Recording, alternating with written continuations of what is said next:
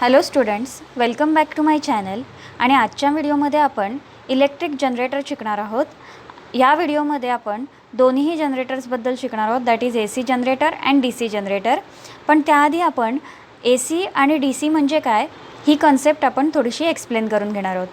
व्हिडिओला सुरुवात करण्याआधी तुम्ही जर का माझे आधीचे व्हिडिओ पाहिले नसतील तर ते सुद्धा नक्की पहा. त्यांच्या लिंक्स तुम्हाला खाली डिस्क्रिप्शन बॉक्समध्ये मिळतील. आजचा व्हिडिओ जर का तुम्हाला आवडला तर व्हिडिओला लाईक आणि शेअर नक्की करा. आणि माझे चॅनल जर का तुम्हाला आवडत असेल तर माझ्या चॅनलला सबस्क्राईब करा आणि सबस्क्राईबच्या बाजूचा बेल आयकॉन नक्की प्रेस करा. त्याच्यामुळे तुम्हाला माझ्या नवीन नवीन व्हिडिओजचे अपडेट्स मिळत राहतील. चला तर मग व्हिडिओला स्टार्ट करूया.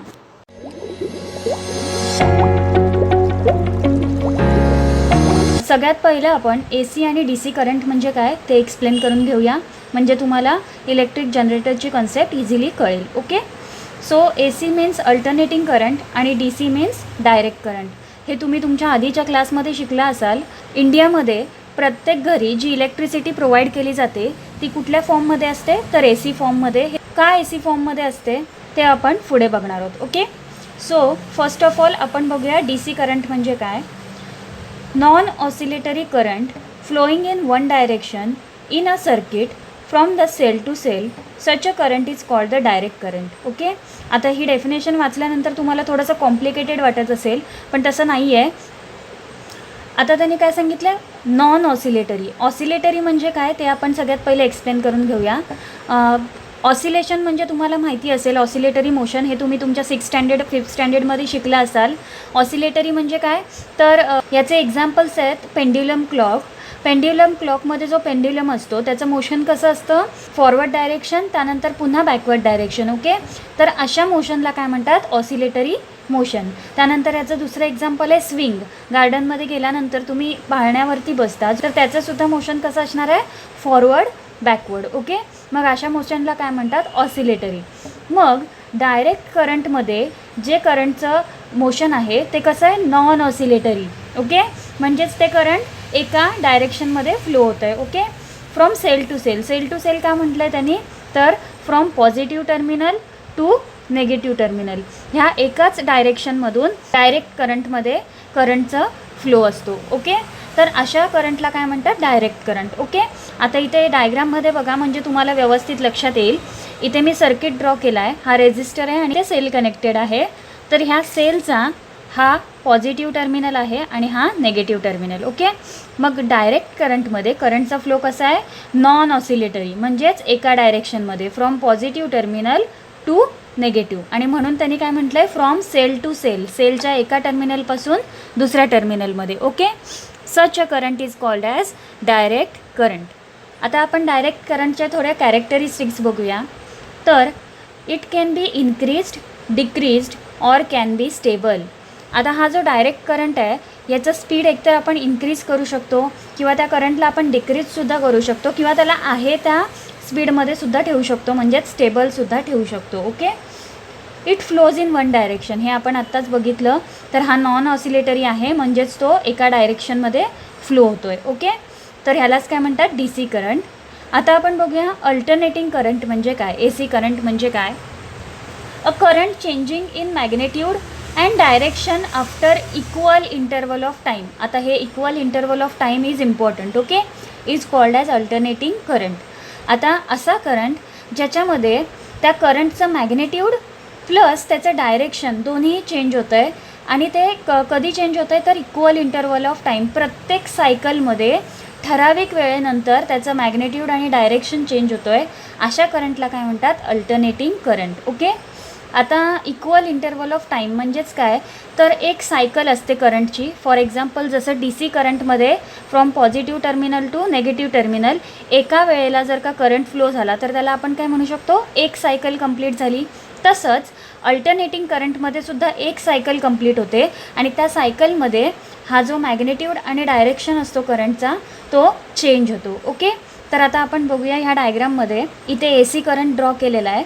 तर AC सर्किटमध्ये काय काय असतं तर एक कंडक्टिंग वायर घेतली आहे, त्याला रेझिस्टर जॉईंट केला आहे आणि एक ट्रान्सफॉर्मर. ओके, आता प्रत्येक वेळी करंटला अल्टरनेटिंग करंटमध्ये ट्रान्सफर करण्यासाठी आपल्याला कशाची गरज असते?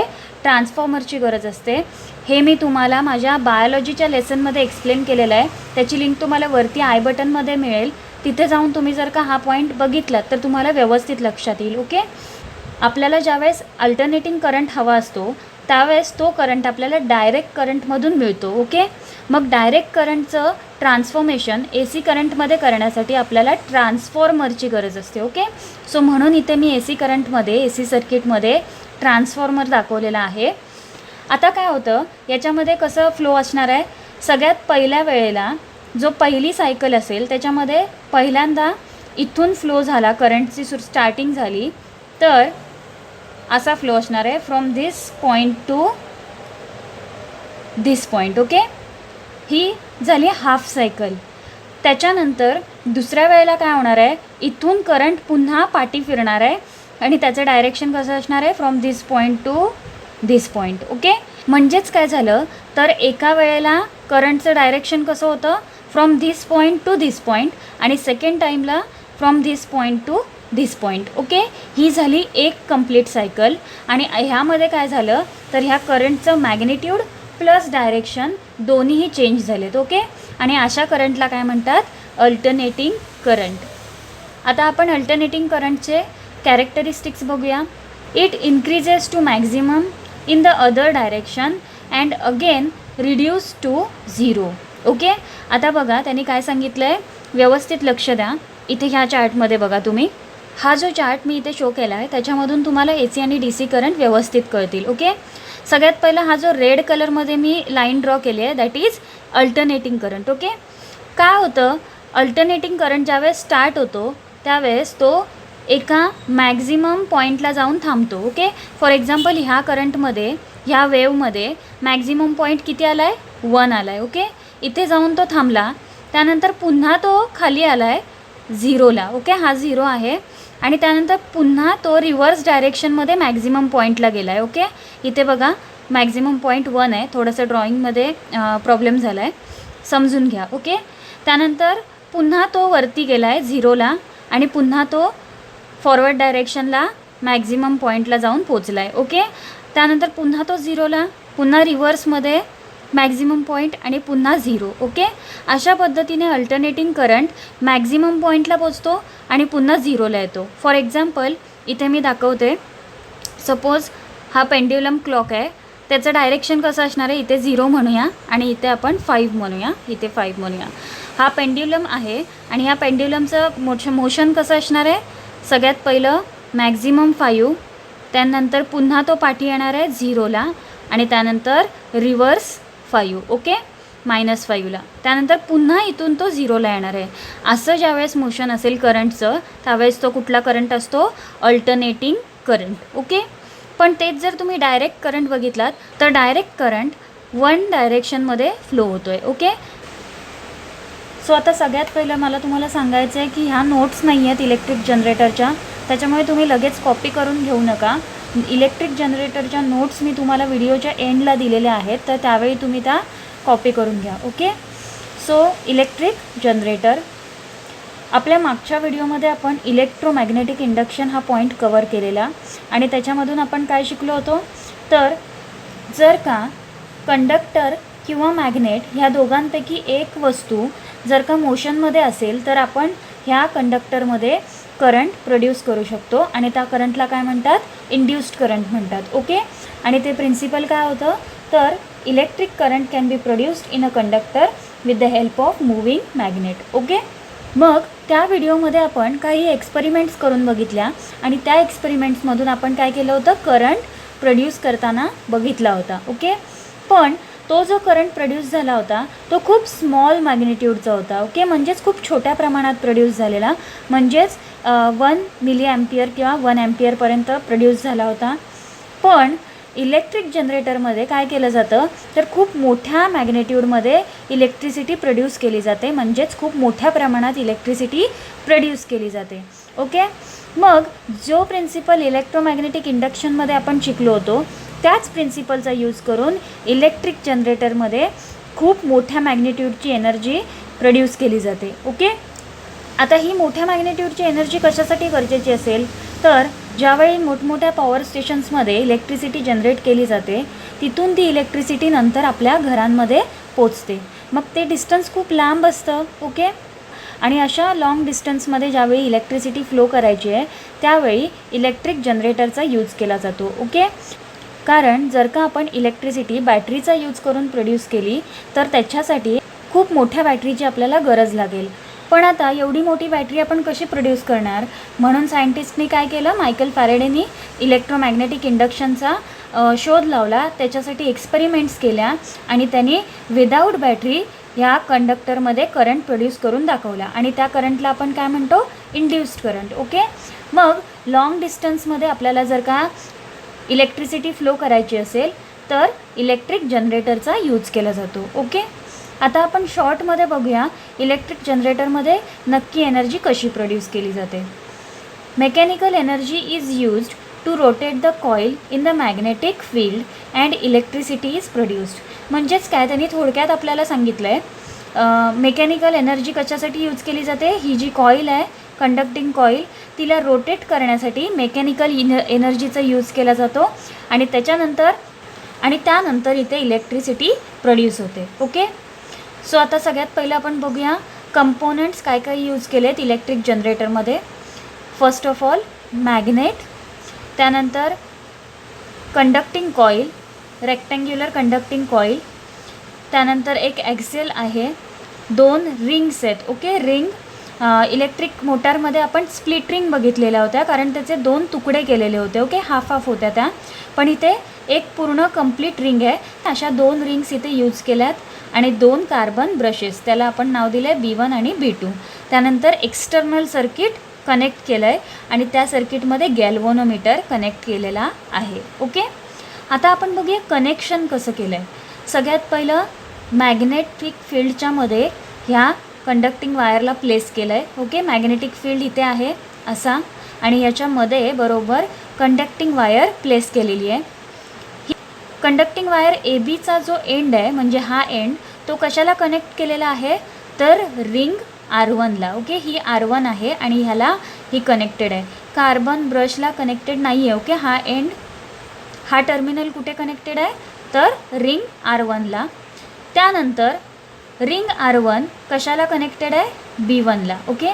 आता इथे आपण कनेक्टेड नाही म्हणू शकत. कार्बन ब्रश आणि रिंग हे सेपरेट आहेत, पण एकमेकाला टच करतात. ओके. फॉर एक्झाम्पल मी आता तुम्हाला इथे दाखवते. ही पिंक कलरची कॅप आहे, ती रिंग आहे असं सपोज करा, आणि ही जी रेड कलरची कॅप आहे तो कार्बन ब्रश आहे. हे दोघं असे कनेक्टेड असतात की ज्यावेळी रिंग रोटेट होते त्यावेळी हा कार्बन ब्रश फक्त तिला टच करतोय. ओके. कार्बन ब्रश ह्या रिंगसोबत रोटेट होत नाही आहे, फक्त काय करते, फक्त ही जी रिंग आहे ती रोटेट करते. ओके. मग कार्बन ब्रश B1 कशाला कनेक्टेड आहे, R1ला, आणि कार्बन ब्रश B2 कशाला कनेक्टेड आहे, R2ला. आणि ह्या 2 रिंग्सच्या मध्ये काय ठेवलं आहे, ॲक्सेल ठेवलं आहे. कशासाठी, ह्या कंडक्टिंग वायरला रोटेट करण्यासाठी. ओके. त्यानंतर एक्सटर्नल कनेक्शनमध्ये किंवा एक्सटर्नल सर्किटमध्ये कंडक्टिंग वायर्स यूज केल्यात आणि त्यांच्यामध्ये गॅल्व्हॅनोमीटर प्लेस केला आहे. ओके. आता आपण ह्याचं वर्किंग बघूया, इलेक्ट्रिक जनरेटरचं वर्किंग काय आहे. ओके. सो सगळ्यात पहिलं इलेक्ट्रिक जनरेटर कुठल्या प्रिन्सिपलवरती वर्क करतो, तर इलेक्ट्रोमॅग्नेटिक इंडक्शनच्या प्रिन्सिपलवरती वर्क करतो. म्हणजेच काय, तर हा जो कंडक्टर आहे जो आपण यूज केला आहे तो जर का मोशनमध्ये असेल किंवा मॅग्नेट जर का मोशनमध्ये असेल आणि तिथे मॅग्नेटिक फील्ड प्रेझेंट असेल, तर ह्या कंडक्टरमध्ये करंट प्रोड्यूस होतो आणि त्याला काय म्हणतात, इंड्यूस्ड करंट. ओके. मग सगळ्यात पहिलं आपल्याला काय करायचं आहे, इंड्यूस्ड करंटचं डायरेक्शन शोधायचं आहे. ओके. का, कारण आपल्याकडे काय काय आहे, मॅग्नेटिक फील्डचं डायरेक्शन आहे. मॅग्नेटिक फील्डचं डायरेक्शन कसं असेल इथे, तर नेहमी magnetic field from north to south जातो. ओके. म्हणजेच असं जाणार आहे magnetic field from north to south. Okay. असं असणार आहे, मी इथे दाखवते फक्त तुम्हाला. त्याच्यामुळे मॅग्नेटिक फील्डचं डायरेक्शन कसं आहे, असं आहे. ओके. त्यानंतर आपल्याकडे दुसरं काय आहे, मोशन ऑफ द कंडक्टर. कंडक्टरचं मोशन म्हणजेच काय, हा जो कंडक्टर आहे तो रोटेट होतो आहे, म्हणजेच तो मोशनमध्ये आहे. मग ही जी AB ब्रांच आहे तिचं मोशन कसं असणार आहे, अपवर्ड डायरेक्शनला. मी इथे छोटासा ॲरो काढते. ओके, अपवर्ड डायरेक्शनला. आणि ही जी ब्रांच CD आहे तिचं डायरेक्शन कसं असणार आहे, डाऊनवर्ड डायरेक्शनला. ओके, आता लक्ष द्या. सपोज ही कॉईल आहे आणि ही कॉईलची AB ब्रांच आहे आणि ही कॉईलची CD ब्रांच आहे. मग ह्याच्यामध्ये मोशन कसं असणार आहे, ब्रांच AB कुठे जाणार आहे, वरच्या डायरेक्शनला. आणि ऑब्व्हियसली ब्रांच CD कुठे जाणार आहे, डाऊनवर्ड डायरेक्शनला. म्हणून मी इथे दाखवलं आहे बघा, ब्रांच AB अपवर्ड डायरेक्शन आणि ब्रांच CD डाऊनवर्ड डायरेक्शन. मग आता आपल्याला काय करायचं आहे, डायरेक्शन ऑफ इंड्युस्ड करंट, इथे जो करंट प्रोड्यूस झाला आहे त्याचं डायरेक्शन आपल्याला शोधायचं आहे. मग सगळ्यात पहिलं आपण काय करूया, ही जी ब्रांच AB आहे याच्यामधलं डायरेक्शन शोधूया करंटचं. ब्रांच ABचं मोशन कुठल्या साईडला आहे, अपवर्ड डायरेक्शन. आणि मॅग्नेटिक फील्डचं मोशन कुठल्या साईडला आहे, तर from left to right. Okay, आता इथे इंड्युस्ड करंटचं डायरेक्शन शोधण्यासाठी आपल्याला कशाचा यूज करायला लागेल, तर फ्लेमिंग्स राईट हँड रूलचा. ओके, फ्लेमिंग्स राईट हँड रूलच्या मदतीने आपण इंड्युस्ड करंटचं डायरेक्शन शोधू शकतो. मग आता जे विसरले आहेत फ्लेमिंग्सचा राईट हँड रूल, त्यांच्यासाठी मी इथे ऑलरेडी लिहून ठेवलेला आहे. इथे बघा, सपोज हा तुमचा थंब आहे, तर तो काय इंडिकेट करणार आहे, मोशन ऑफ द कंडक्टर. म्हणजेच काय, ही लाईन AB जी आहे त्याचं मोशन अपवर्ड डायरेक्शनचं कोण इंडिकेट करणार आहे, थंब इंडिकेट करणार आहे. त्यानंतर तुमच्या राईट हँडचा जो इंडेक्स फिंगर आहे, इथे मी IF लिहिलं आहे, IF म्हणजे इंडेक्स फिंगर, तो काय शो करणार आहे, direction of the magnetic field. म्हणजेच हे जे मॅग्नेटिक फील्डचं डायरेक्शन आहे ते कोण इंडिकेट करतं आहे, इंडेक्स फिंगर. आणि राहिला कोण, मिडल फिंगर. मग ऑब्व्हियसली ज्या डायरेक्शनला मिडल फिंगर डिनोट होणार आहे ते डायरेक्शन कसलं असणार आहे, तर direction of the induced current. Okay, मग चला आपण इथे फ्लेमिंग्सचा लेफ्ट हँड रूलचा यूज करूया. सगळ्यात पहिला आता तुम्हाला काय करायचं आहे, व्हिडिओ पॉज करायचा आहे आणि त्याच्यानंतर तुमचा जो राईट हँडचा थंब आहे तो कुठल्या डायरेक्शनला शो करायचा आहे, अपवर्ड डायरेक्शनला. ओके, वरच्या डायरेक्शनला. आणि त्याच्यानंतर जो इंडेक्स फिंगर आहे तो from left to right point करायला पाहिजे. ओके, फॉर एक्झाम्पल आता असं सपोज करा की इथे मी जो हा रेड पेन ठेवला आहे तो तुमचा राईट हँडचा इंडेक्स फिंगर आहे आणि तो काय शो करतो आपल्याला, मॅग्नेटिक फील्ड. ओके, त्यानंतर हा जो ब्लॅक पेन आहे याला मी अशा पद्धतीने प्लेस करते अपवर्ड डायरेक्शनला आणि ह्याला आपण म्हणूया राईट हँडचा थंब. ओके, आणि हा काय डिनोट करतो आहे आपल्याला, तर मोशन ऑफ द कंडक्टर. आणि आता ऑब्व्हियसली आपला जो मिडल फिंगर आहे तो कुठल्या डायरेक्शनला असणार आहे, तर तो असणार आहे ह्या डायरेक्शनला. ओके, मग आता बघा, हा झाला इंडेक्स फिंगर, ब्लॅक पेन झाला थंब आणि हा जो अपवर्ड साईडला गेला आहे दॅट इज मिडल फिंगर. म्हणजेच मिडल फिंगर आपल्याला काय डिनोट करतो आहे, डायरेक्शन ऑफ इंड्युस्ड करंट. मग आता मी हा थंब बाजूला काढते आणि आता इंड्युस्ड करंटचं डायरेक्शन कुठल्या साईडला आहे, तर वरच्या बाजूला. म्हणजेच लाईन ABमध्ये करंट कसा फ्लो होणार आहे, फॉरवर्ड डायरेक्शन. ओके, अपवर्ड नाही आपण म्हणू शकत, फॉरवर्ड म्हणू शकतो. त्यानंतर आता आपण काय करूया, ह्या लाईन CDमध्ये इंड्युस्ड करंटचं डायरेक्शन शोधूया. ओके, मग जसं आपण लाईन ABमध्ये इंड्युस्ड करंटचं डायरेक्शन फ्लेमिंग्स राईट हँड रूलच्या मदतीने शोधून काढलं, तसंच तुम्हाला आता काय करायचं आहे, लाईन CDमधलं इंड्युस्ड करंटचं डायरेक्शन शोधून काढायचं आहे. ओके, मग आता मी इथे तुम्हाला ड्रॉ करून दाखवते काय होणार आहे. ब्रांच CDचं मोशन काय आहे, डाऊनवर्ड डायरेक्शन. म्हणजेच आपला थंब कसा असणार आहे, असा. ओके, इथे मी लिहिते T, थंब. त्यानंतर मॅग्नेटिक फील्ड असं आहे, म्हणजेच आपला जो इंडेक्स फिंगर आहे त्याचं डायरेक्शन ऑफ मॅग्नेटिक फील्ड असं असणार आहे. आणि ऑब्व्हियसली आपला मिडल फिंगर कसा येणार आहे, असा येणार आहे. ओके, म्हणजेच मिडल फिंगरचं डायरेक्शन. ओके, मग आता मिडल फिंगर काय डिनोट करतो आहे, इंड्युस्ड करंट. आणि इंड्युस्ड करंट कुठल्या बाजूला येतो आहे, डाऊनवर्ड बॅकवर्ड डायरेक्शनला. ओके, मग आता करंट कसा फ्लो होतो आहे ते बघा, फ्रॉम AB टू BC, त्यानंतर CD आणि CDमधून नंतर रिंग R2मध्ये जाणार आहे. रिंग R2मधून कार्बन ब्रश B2मध्ये आणि तिथून नंतर ह्या सर्किटमधून गॅल्व्हॅनोमीटरमधून पास होऊन कार्बन ब्रश B, त्यानंतर रिंग R1 आणि त्यानंतर पुन्हा लाईन AB. ओके, अशा पद्धतीने हा सर्किट इथे कंप्लीट झाला आहे. मी इथे तुम्हाला ॲरो ड्रॉ करून दाखवते.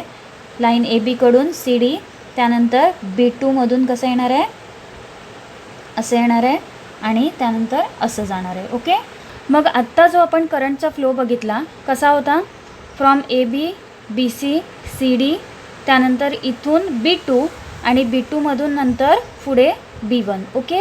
हा जो करंटचा फ्लो आहे तो फ्लो फक्त फर्स्ट हाफ रोटेशनसाठीच असणार आहे. आता फर्स्ट हाफ रोटेशन म्हणजे काय ते बघून घेऊया. तर मगाशी आपण म्हटलो होतो ही स्केल आहे आणि ही बाजू स्केलची आपण म्हणूया साईड AB आहे. ओके. ही AB आहे आणि ही CD. आता ज्यावेळी AB वरच्या डायरेक्शनला येतो आहे त्यावेळी रोटेशन कसं असणार आहे, असं असणार आहे. ओके. आणि ज्यावेळी साईड AB आणि साईड CD हे वर्टिकल पोझिशनला येतात त्यावेळी फर्स्ट हाफ रोटेशन कंप्लीट होतं. ओके. कसं काय, कारण बघा रोटेशन कसं आहे, इथून असं रोटेशन आहे. ओके. हे झालं एक कंप्लीट रोटेशन. मग फर्स्ट हाफ रोटेशन कसं असणार, इथून इथे फर्स्ट हाफ आणि इथून इथे सेकंड हाफ. ओके. मग आत्ता आपण जो इथे करंट फ्लो बघितला आहे फ्रॉम B2 टू B1 तो कोणामध्ये असणार आहे, फक्त फर्स्ट हाफ रोटेशनमध्ये. म्हणजेच ही लाईन AB जोपर्यंत वर्टिकल पोझिशनला येत नाही तोपर्यंत करंट फ्लो कसा असणार आहे, असा असणार आहे. आणि आता काय होणार आहे, सेकंड हाफ रोटेशन स्टार्ट होणार आहे. आता ज्यावेळी सेकंड हाफ रोटेशन स्टार्ट होतं त्यावेळी बघा ही जी लाईन AB आहे ती डाऊनवर्ड डायरेक्शनला जाते आहे की नाही. म्हणजेच काय, तर ह्या लाईन ABचा जो मोशन आहे तो चेंज झाला आहे. मगाशी ABचा मोशन कसा होता, अपवर्ड डायरेक्शनला, आणि आता सेकंड हाफ रोटेशनला कसा झाला आहे, डाऊनवर्ड डायरेक्शनला. आणि त्याचबरोबर CDचा मोशनसुद्धा चेंज झाला आहे. CDचा मोशन कसं झालं आहे, अपवर्ड डायरेक्शनला आहे की नाही. बघा असं येणार आहे. ओके. मग आता आपण कशाबद्दल शिकतो आहे, सेकंड हाफ रोटेशनबद्दल. ओके. इथून इथे. मग आता त्याच्यासाठी मी तुम्हाला एक वेगळी डायग्राम काढलेली आहे ती मी इथे तुम्हाला दाखवते. आता व्यवस्थित लक्ष द्या. ही मी वेगळी डायग्राम तुम्हाला फक्त समजण्यासाठी ड्रॉ केलेली आहे. खरं तर इलेक्ट्रिक जनरेटरमध्ये ह्या दोन्ही प्रोसेस एकाच वेळी घडत असतात आणि कंटिन्युअस घडत असतात. ओके. सगळ्यात पहिली प्रोसेस कळाली, फर्स्ट हाफ रोटेशनचं करंट फ्लो आपण इथे बघितला आहे. आता सेकंड हाफमध्ये काय झालं आहे, तर ही जी लाईन AB आहे ती ह्या बाजूला गेली आहे आणि लाईन CD ABच्या साईडला आली आहे. ही जी लाईन AB आहे ती ह्या राईट साईडला गेली आहे आणि लाईन CD लेफ्ट साईडला आली आहे. ओके. मग आता कनेक्शन कसं होतं, तर बघा लाईन AB कशाला कनेक्ट होती, ह्या रिंग R1ला कनेक्ट होती. आणि आपण शिकलो होतो की रिंग रोटेट होते, पण त्याबरोबर हा जो कार्बन ब्रश आहे तो रोटेट होत नाही. कार्बन ब्रश इथेच थांबणार आहे. ओके. मग रिंग रोटेट झाली म्हणजेच काय होणार आहे, हा जो एंड आहे तो ह्या AB सोबत ह्या बाजूला जाणार आहे. ओके. म्हणून मी इथे ड्रॉ केलं आहे बघा, हा AB आहे, ब्रांच AB, आणि त्या ब्रांच ABचा एंड ह्या रिंग R1ला कनेक्ट झाला आहे. ओके.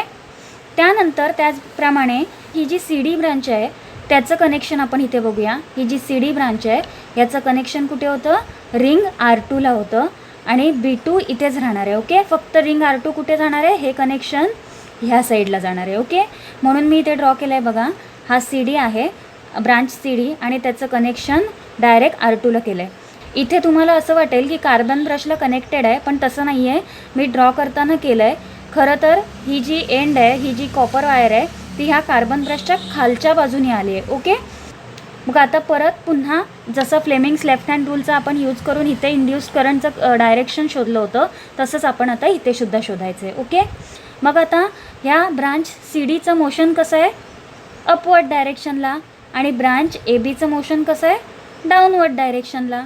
जर का कंडक्टरचं मोशन अपवर्ड डायरेक्शनला असेल तर त्याच्यामध्ये करंट कसा फ्लो होतो, फॉरवर्ड डायरेक्शन.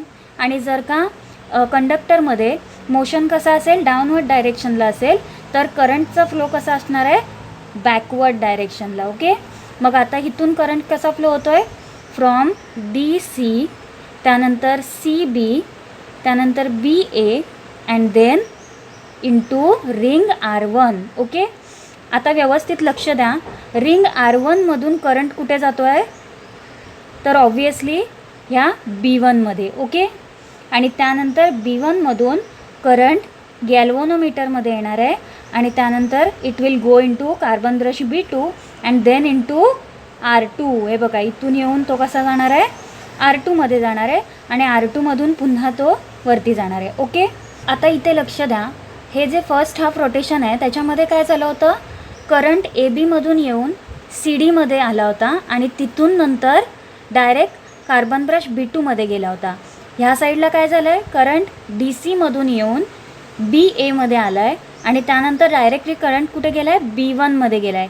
म्हणजेच जर का इथे करंटचं डायरेक्शन चेंज झालं आहे, तसंच एक्सटर्नल सर्किटमध्ये सुद्धा करंटचं डायरेक्शन बदलतं आहे. ओके, आता इथे कसं होणार आहे, करंटचं direction from B one. Okay, म्हणजेच मी ॲरो कसा काढणार, असा काढणार आहे. Then through galvanometer and then from here it will go to carbon brush B two and then in to ring R two. Okay, आता इथे काय होतं, बी टूकडून बी वनकडे आलेला, इथे बी वनकडून बी टूकडे आला आहे. म्हणजेच काय, फर्स्ट हाफ रोटेशनला B two to B one आणि सेकंड हाफला B one to B two. आणि ह्याच्यावरूनच आपण काय म्हणू शकतो की हा कुठला जनरेटर आहे, अल्टरनेटिंग करंट जनरेटर, ए सी जनरेटर. कारण ए सी करंटचा फ्लो कसा असतो, फर्स्ट हाफ रोटेशनमध्ये फॉरवर्ड डायरेक्शनला आणि सेकंड हाफ रोटेशनमध्ये बॅकवर्ड डायरेक्शनला. कळतं आहे. मग आत्ता जो आपण इलेक्ट्रिक जनरेटर स्टडी केला तो कुठला जनरेटर होता, अल्टरनेटिंग करंटचा जनरेटर. ओके, आता व्यवस्थित लक्ष द्या. ज्यावेळी हा फ्लो होत असतो ती प्रोसेस सारखी घडत असते, कंटिन्युअसली घडत असते आणि प्रत्येक हाफ रोटेशननंतर ह्या करंटचं डायरेक्शन दोन्हीही साईडला चेंज होत असतं. ओके, इथे आतमधल्या रिंगमध्ये सुद्धा आणि ह्या एक्सटर्नल सर्किटमध्ये सुद्धा. ओके, याचाच अर्थ काय, तर हा जो जनरेटर आपण शिकलो आहे ह्याच्यामधून जो करंट प्रोड्यूस होणार आहे तो कसा असणार आहे, अल्टरनेटिंग करंट. ओके, ए सी करंट असणार आहे. मग आता जसं की आपण ए सी जनरेटर क्रिएट केला होता तसंच जर का आपल्याला डी सी जनरेटर क्रिएट करायचं असेल तर त्याच्यासाठी आपल्याला काय काय करायला लागेल. ओके, मग आता डी सी म्हणजेच काय, डायरेक्ट करंट. आणि डायरेक्ट करंटचा फ्लो कसा असतो, वन डायरेक्शनल. ओके, दोन्हीही हाफ रोटेशनमध्ये त्याचा जो एक्सटर्नल सर्किटमध्ये करंटचा फ्लो असणार आहे तो वन डायरेक्शनल असणार आहे. इथे प्रत्येक रोटेशनला करंटचा फ्लो चेंज होत होता, पण डी सी करंटमध्ये, डायरेक्ट करंटमध्ये करंटचा फ्लो युनी डायरेक्शनल असला पाहिजे. ओके, आणि त्यासाठी आपल्याला काय करायला लागेल, तर हे जे इथे कंपोनंट्स यूज केलेत याच्यामध्ये थोडेसे चेंजेस करायला लागतील. ओके, मग आता सेम ए सी जनरेटरमध्ये आपण जे कंपोनंट्स यूज केले होते तेच कंपोनंट्स मी इथे ड्रॉ केले आहेत आणि डी सी जनरेटरमध्ये सुद्धा आपण तेच कंपोनंट यूज करणार आहोत.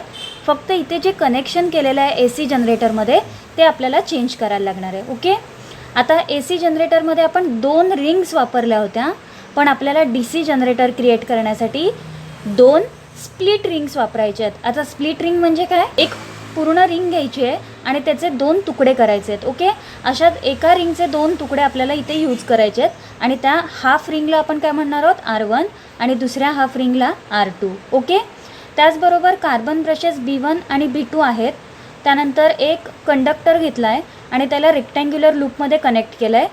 त्याचबरोबर आपण एक्सटर्नल सर्किटसुद्धा क्रिएट केलेला आहे आणि त्याला गॅल्व्हॅनोमीटर कनेक्ट केलेला आहे आणि आपण एक मॅग्नेटसुद्धा यूज केलं आहे. ओके, आता मी इथे तुम्हाला करंटचं डायरेक्शन एक्सप्लेन करणार नाही आहे. जसं आपण ए सी जनरेटरमध्ये इंड्युस्ड करंटचं डायरेक्शन फ्लेमिंग्स राईट हँड रूलप्रमाणे काढलं होतं, तसंच इथे सुद्धा फ्लेमिंग्स राईट हँड रूलच्या प्रमाणे करंटचं डायरेक्शन कसं असणार आहे, फ्रॉम ए बी. ओके, मी इथे ॲरो काढते, फ्रॉम ए बी, त्यानंतर B C, then it will go in to C D आणि त्यानंतर in to ring R2. Okay, ring R2मधून आता कुठे जाणार आहे, B2मध्ये, कारण ही रिंग R2 ह्या B2 कार्बन ब्रशला टच करते आहे. ओके, मग B2मधून तो कसा जाणार आहे पुढे, इथून थ्रू गॅल्व्हॅनोमीटर टू B1. ओके, आणि B1मधून रिंग R1ला. ओके, आता इथे पुन्हा हाफ रोटेशन्सचा आपल्याला अभ्यास करायचा आहे. फर्स्ट हाफ रोटेशनला हे कनेक्शन असणार आहे, सेकंड हाफ रोटेशनला काय होणार आहे, सी डी ह्या साईडला येणार आहे आणि ए बी त्या साईडला जाणार आहे. ओके, मग आता मी इथे तुम्हाला ब्लॅक कलरमध्ये डिनोट करून दाखवते. सी डी ह्या साईडला आला आहे. ओके, आता तुम्हाला हे ए बी बघायचं नाही आहे, ब्लूवालं बघू नका, फक्त ब्लॅक कलरवालं बघा. ओके, सो इथे आता सी डी आहे आणि इकडे काय असणार आहे, ए बी. ओके, आता पुन्हा ही जे सी डी ब्रांच आहे याचं मोशन कसं असणार आहे, अपवर्ड डायरेक्शनला आणि ब्रांच ए बीचं डाऊनवर्ड डायरेक्शनला. ओके, मग आता इथे सी डीमध्ये करंट कसा फ्लो होतो आहे, फॉरवर्ड डायरेक्शनला. ओके, मग आता करंटचा फ्लो आपण बघूया. फ्रॉम DC, त्यानंतर CB, त्यानंतर BA and then to ring R1. आता व्यवस्थित लक्ष द्या. आता बघा, ही जी CD आहे जी ह्या साईडला होती तिचं कनेक्शन कुठे होतं? रिंग R2ला. मग आता CD त्या बाजूला गेला तर ऑब्व्हियसली त्याच्याबरोबर रिंग R2सुद्धा तिकडे जाणार आहे आणि AB सोबत रिंग R1 इकडे येणार आहे. ओके, मग आता मी इथे नावं लिहिते. रिंग R2 इकडे आहे आणि रिंग R1 इकडे आहे. ओके, आता आपण बघूया करंटचं direction. From DC, CB, BA and then into R1, ring R1मध्ये, आणि रिंग R1मधून परत रिंग B2मध्ये येतं आहे. का? कारण रिंग R1 आता कुणाला कनेक्टेड आहे? B2ला कनेक्टेड आहे. मग अशी रिंग R1 कुठे कनेक्टेड होती? B1ला, पण तीच रिंग R1 आता इकडे आले आणि रिंग R2 तिकडे गेले. मग आता सगळ्यात पहिला करंट इकडून येऊन कार्बन ब्रश B2मध्ये जातो आहे आणि पुन्हा सेम मगाशी जसं फर्स्ट हाफ रोटेशनमध्ये एक्सटर्नल सर्किटमध्ये करंटचा फ्लो होता तसाच दुसऱ्या हाफ रोटेशनलासुद्धा करंटचा फ्लो कसा आहे? From B2 to D1. म्हणजेच आता करंटचं डायरेक्शन फक्त कुठे चेंज होतं आहे? तर ह्या रेक्टँग्युलर लूपमध्ये. ओके, करंटचं डायरेक्शन इथे चेंज होत नाही आहे. ओके, कारण रिंग R1 आणि R2सुद्धा त्यांच्या प्लेस चेंज करत आहेत. ओके, मग आता बघा इथे आपल्याला जो करंटचा फ्लो मिळतो आहे एक्सटर्नल सर्किटमध्ये तो युनिडायरेक्शनलच असणार आहे. मग इथे वरती करंट चेंज होऊ दे नाहीतर नको होऊ दे. ओके, इथे खालच्या एक्सटर्नल सर्किटमध्ये करंटचा फ्लो कसा असणार आहे? नेहमी unidirectional, from B2 to B1. Okay, आणि ह्यालाच काय म्हणतात? तर DC जनरेटर. मग आता DC जनरेटरसाठी आपण फक्त एकच गोष्ट बदलली, ती म्हणजे एक स्प्लिट रिंग वापरली, R1 आणि R2. ओके, आणि अल्टरनेटिंग करंटमध्ये आपण 2 रिंग वापरल्या होत्या. ओके, समोर स्क्रीनवरती मी तुम्हाला नोट्स डिस्प्ले केल्यात आणि ह्या नोट्स फक्त AC जनरेटरसाठीच्या आहेत. तुम्हाला जर का हव्या असतील तर तुम्ही नोट डाऊन करून घेऊ शकता किंवा व्हिडिओ पॉज करून तुम्ही स्क्रीनशॉटसुद्धा घेऊ शकता. नोट्ससोबत तुम्हाला डायग्रामसुद्धा कंपल्सरी ड्रॉ करावी लागणार आहे. आय होप तुम्हाला आजचा टॉपिक व्यवस्थित कळला असेल. कोणाला काही क्वेरीज असतील तर तुम्ही खाली कमेंट सेक्शनमध्ये विचारू शकता. आजचा व्हिडिओ जर का तुम्हाला आवडला असेल तर व्हिडिओला लाईक आणि शेअर नक्की करा आणि माझ्या चॅनलला सबस्क्राईब करून सबस्क्राईबच्या बाजूचा बेल आयकॉनसुद्धा नक्की प्रेस करा. थँक्यू.